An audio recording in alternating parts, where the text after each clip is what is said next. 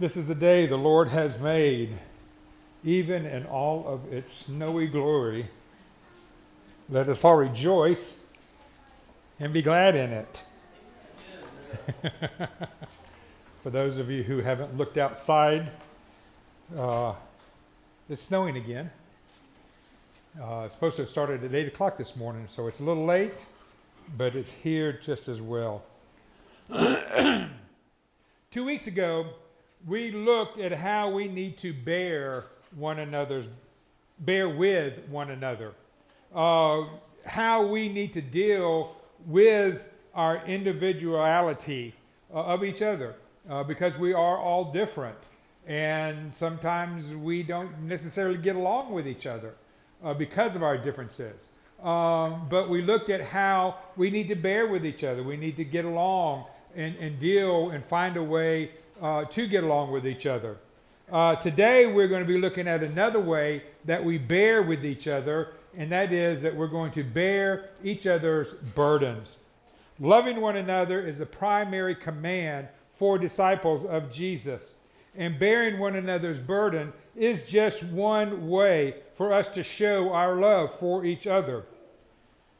And it also fulfills the law of Christ. M. Scott Peck began his book, The Road Less Traveled, with a 3-word sentence that is packed with simplicity, yet it is a profound truth. It reads, "Life is difficult." And we all probably would agree with that, unless you're, real young and you haven't had a lot of life yet. But life is difficult. We face a lot of struggles. We face a lot of trying times in our life. And the older we get, the more we struggle. Life is filled with burdens that we must bear. Thing is, we do not have to bear them alone. Today's one another verse is found in Galatians 6, verses 1 through 5. Brethren, if a man or a woman is overtaken in any trespass or sin, you who are spiritual, restore such a one with a spirit of gentleness, considering yourself lest you are tempted. Bear one another's burdens, and so fulfill the law of Christ. For if anyone thinks himself to be something when he is nothing, he deceives himself. But let each one examine his own work, and then he will have rejoicing in himself alone and not in another. For each one shall bear his own load. God's intention for the church is that we become a family where we bear each other's burdens. And by doing so, we help each other through this very difficult life that we live. We don't have to face difficult life decisions by ourselves. We have Christian brothers and sisters who should be willing to help us out. Let's examine the command and then work towards its application. In verse 1, Paul gives instructions concerning our responsibility to help other believers who are stuck in sin. He says that we are to come alongside the sinning brother or sister and help restore them in a spirit of gentleness. And I think that's the key word there, is gentleness. We can't come in with a holier-than-thou attitude. We can't come in standing on our pedestal and look down at them and point a finger at them and say, you shouldn't be doing that. No, that's not having a spirit of gentleness. Then in verse 2, Paul commands that we bear one another's burdens. The fact that the command of verse 2 follows the content of verse 1 suggests that this is one of the burden bearings, helping another believer overcome the burden that they are facing in sin, that we are there to help them. But Paul is not implying that this is the only way to carry out others' burdens. The burdens that we are to help others carry include any sort of difficulties that people face. The word that is used here is a general word that literally means a heavy weight. It has been a normal practice to refer to something that is heavy as a burden. That is the reason there are certain animals like donkeys that are considered or called beasts of burdens, because that's what a lot of people do when they're going off into the wilderness. They would put all their weight on these beasts of burdens to carry it for them. The word that is translated bear or carry is a word that in the original language meant to carry or to lift something. The most literal meaning of the words is to pick something up and to carry it away. As Paul employs it in a figurative sense, he means that we are to reach out to a brother or sister in their time of difficulties and help them in any way that we are able to help them rid of their burden. Anything we can do to lessen the weight of the load they are carrying will be a great blessing to them.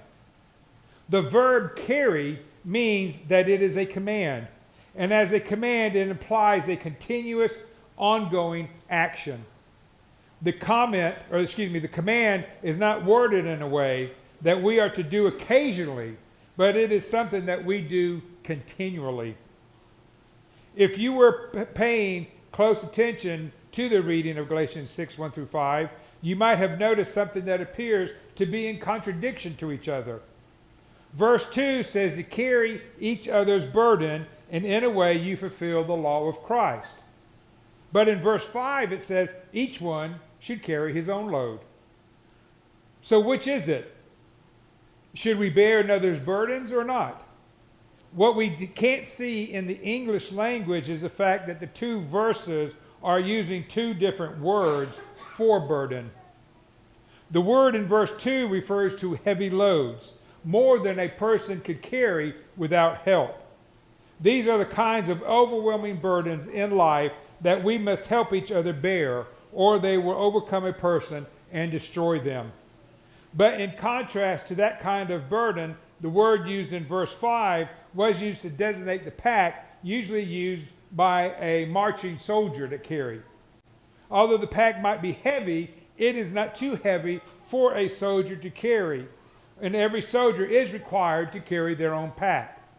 As followers of Jesus, there are certain Christian responsibilities or burdens that each bearer must bear, and these burdens are responsibilities cannot be lifted by others. Thankfully, Jesus assured his disciples that many burdens were light.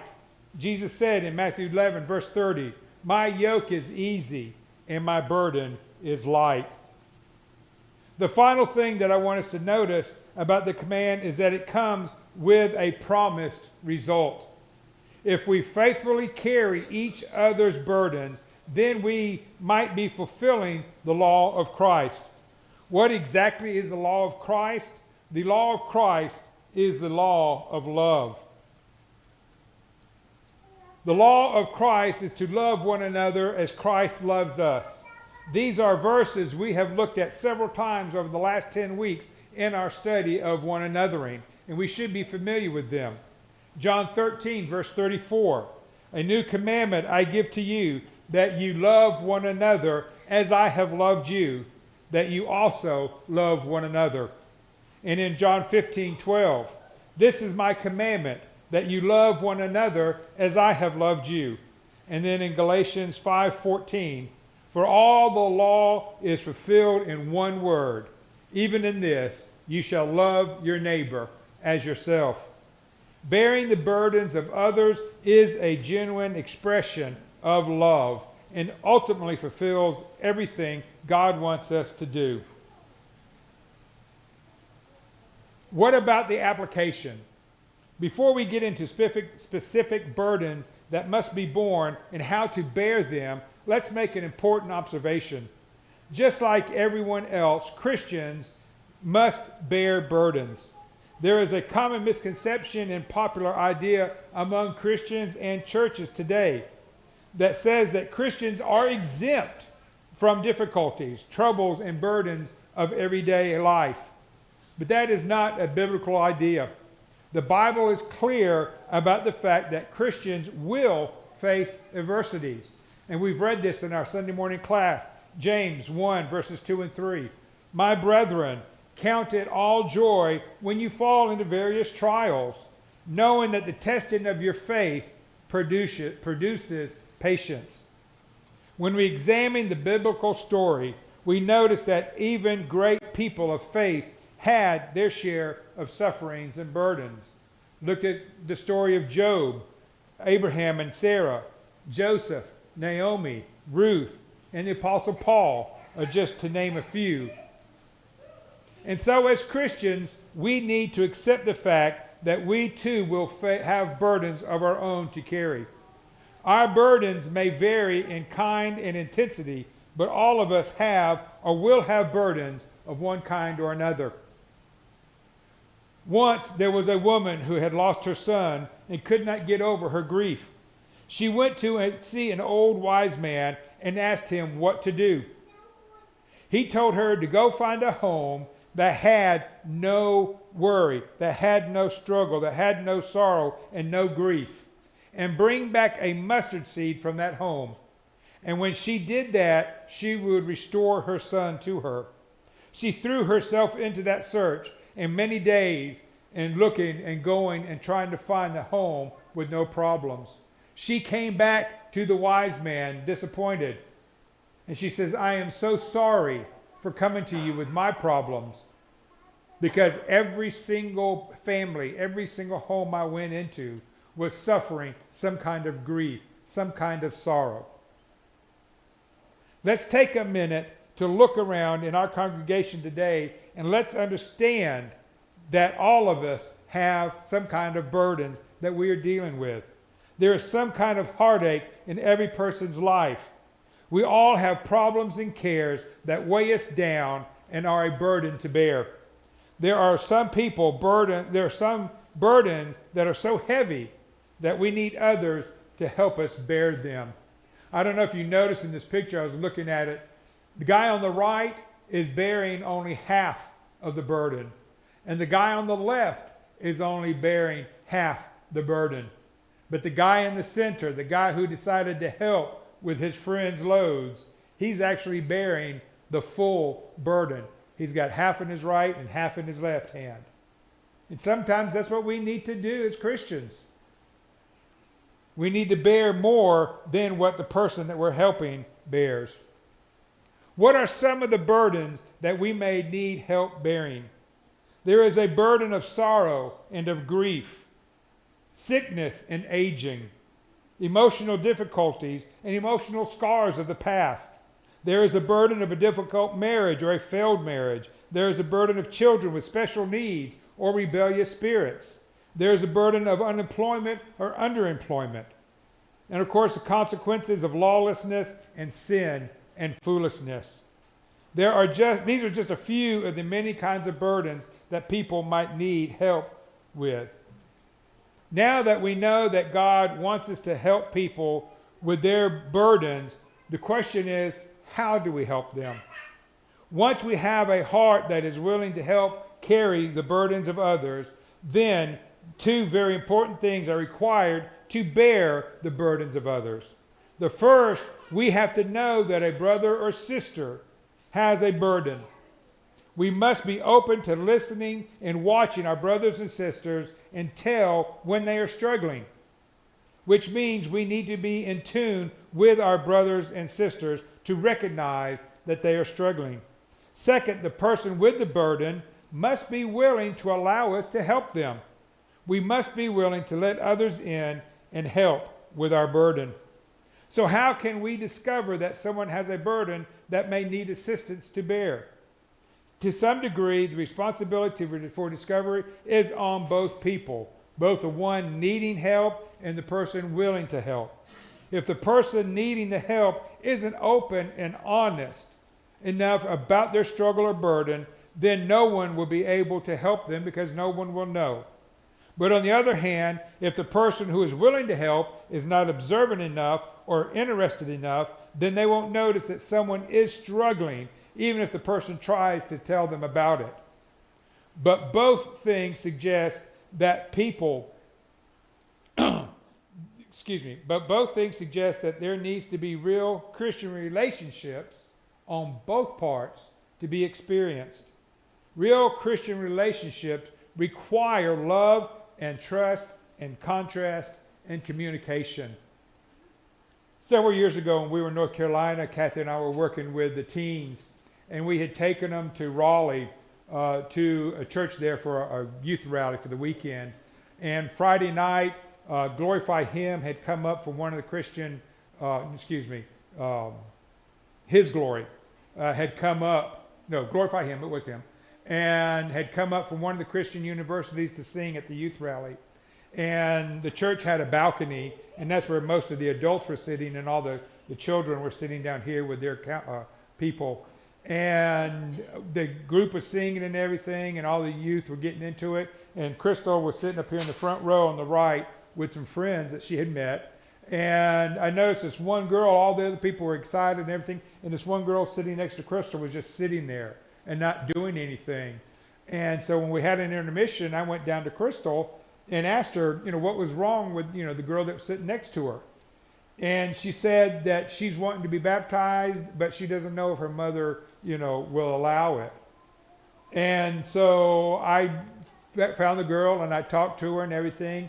And she went to church, but she lived like an hour away or something. And she didn't know if her mother would allow her to get baptized without her being there.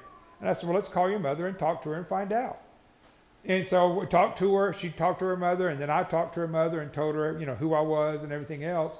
And she said that she had no problems with her daughter being baptized. And so after the concert, we ended up baptizing her.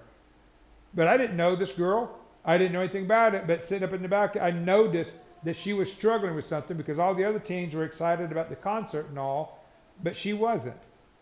So sometimes, we need to be aware of what's going on with our brothers and sisters.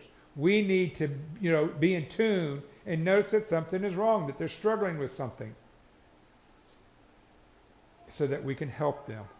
But then again, on the other hand, the person needing the help needs to be able to open up. They need to trust us enough so that we can help.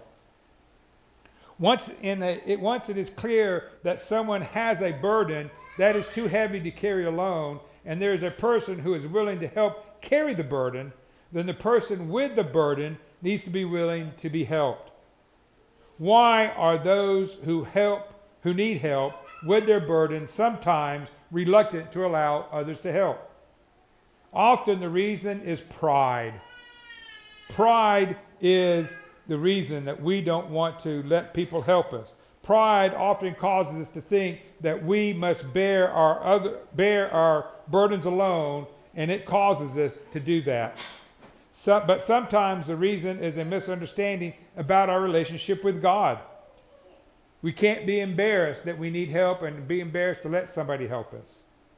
Unfortunately, sometimes we have accepted the false notion that our faith in God alone should be enough, and that a strong Christian must depend on God alone and no one else. After all, doesn't the Bible say that we should cast our cares upon God? Yes, it does.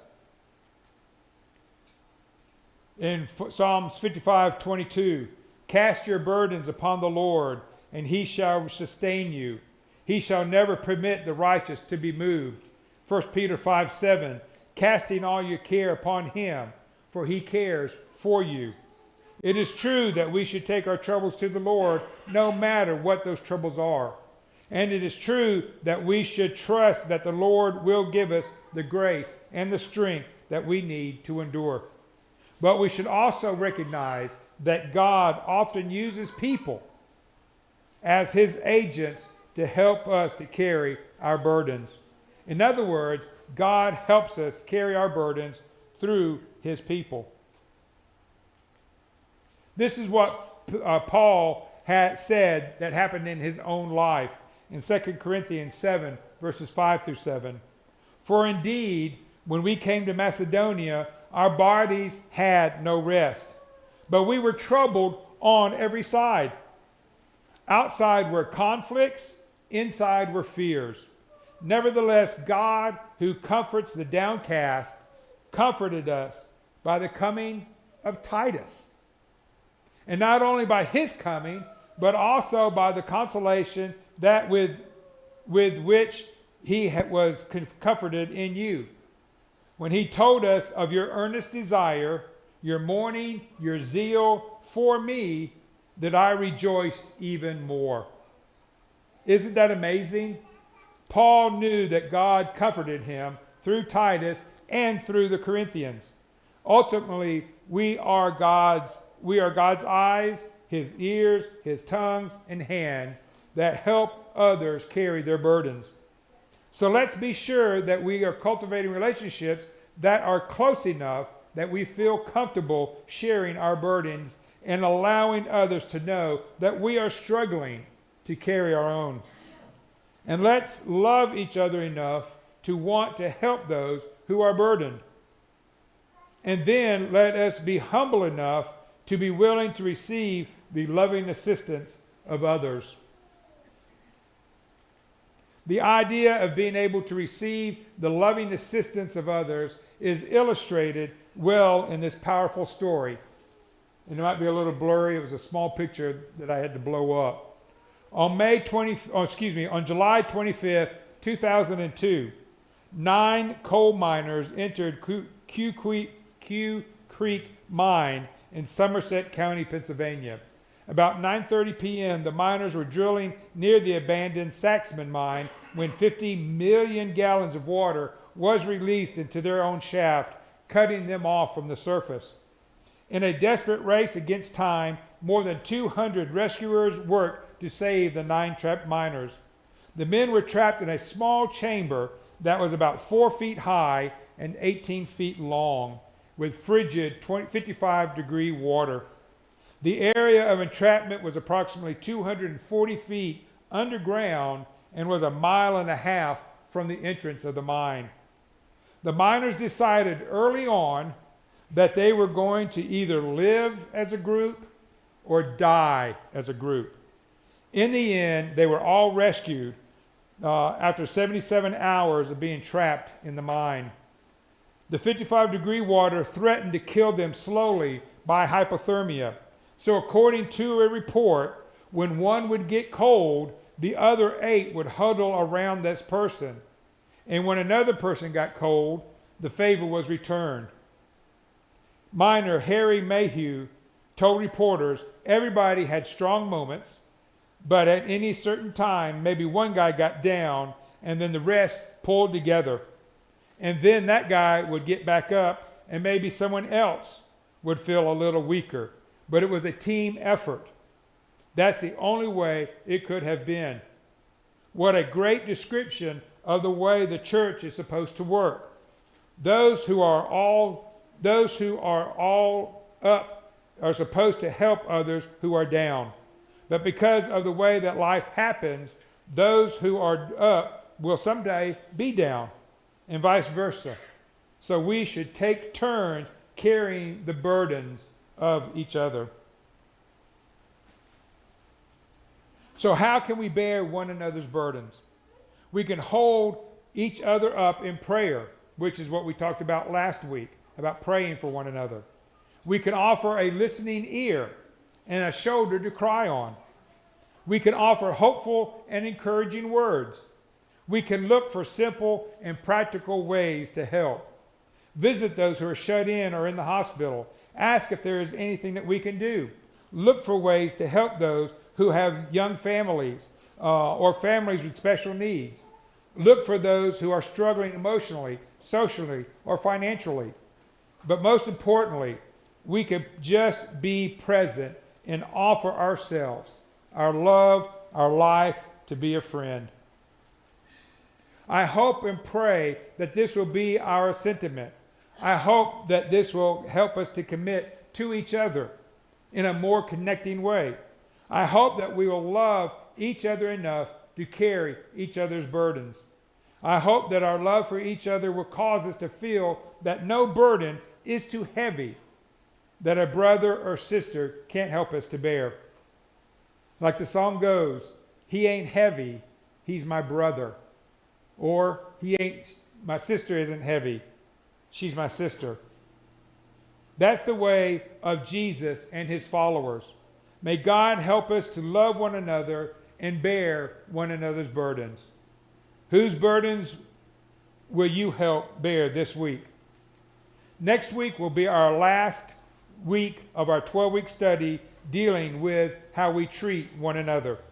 Next week, we will look at how we as Christians are to spur one another. And from those of you from Texas, it's not actual spurs.